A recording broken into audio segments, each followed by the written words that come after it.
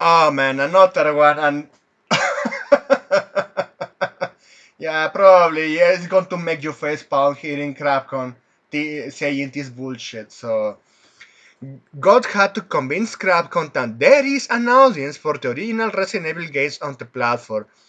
So, in a recent interview, GOG senior businesses development managers talked about their efforts of acquiring the rights of the original Resident Evil from Crapcon. So, GOG is on this trend of selling you old games that never came in a good port for PC. But no, I have to say look this. I remember at one point I had the the disc too. It was clear from Resident Evil for PC, but that disc was already jammed and in a very bad condition.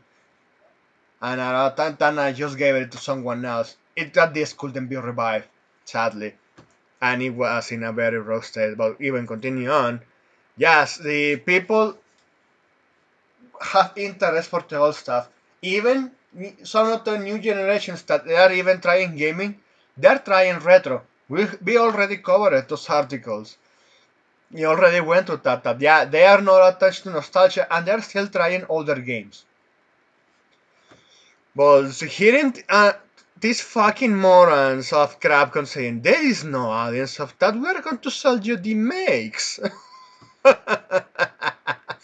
While Resident Evil purists can now enjoy the original Resident Evil, Resident Evil 2 and Resident Evil 3 on PC thanks to GOG.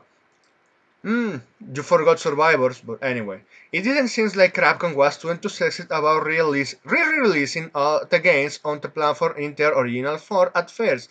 In an interview with the game businesses, GOG senior business development manager Marcin Pakshinsky says that in Japanese game studio insisted that the players make do with the remakes instead. Yeah, look at the fucking moronic of this fucking AAA corpus. And we have covered a lot of stupidity with Capcom. Yeah, they're saying, oh no, they want a censored slop. We want a feminized boss beat slop. And just like, go fuck yourself, seriously. I really dislike what they did to Jill Valentine. I really dislike that they censored a lot of the outfits in their remakes and pussified a lot of the male characters. Carlos Oliveira was my favorite one, and you fucking morons, you make her a scene. You made him a saint. Yeah, I really despise Crapcom, but continue on. This is what he said in the interview. Crapcom were like, we'll have all of those remakes. Excuse me. It's already the superior experience for those.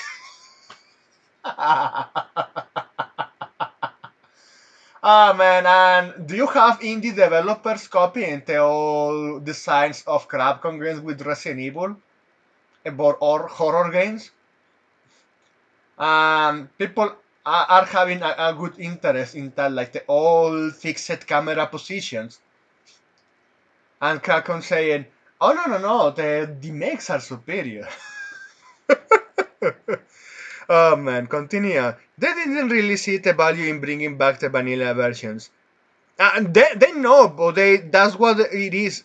That's what it doesn't mean that. Look, what they what they want to do is just make everyone else forget the good old stuff, even with the original content, jokes, outfits, dialogues, personalities.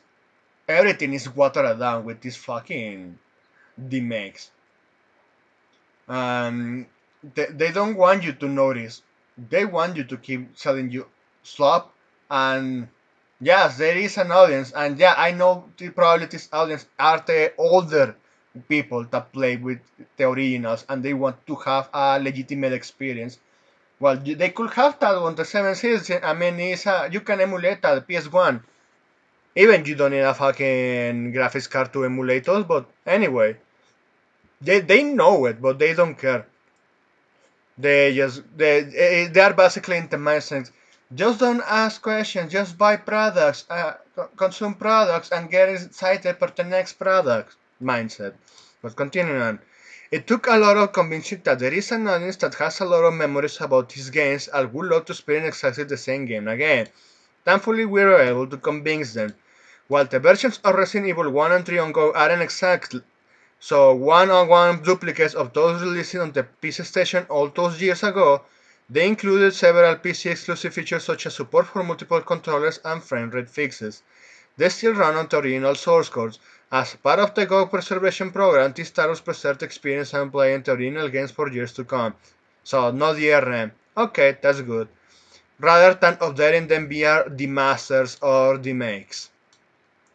So yeah, people even care for the old stuff. And look how they have to beg for Crapcom to have it. So that's it. Thanks for watching and please take care.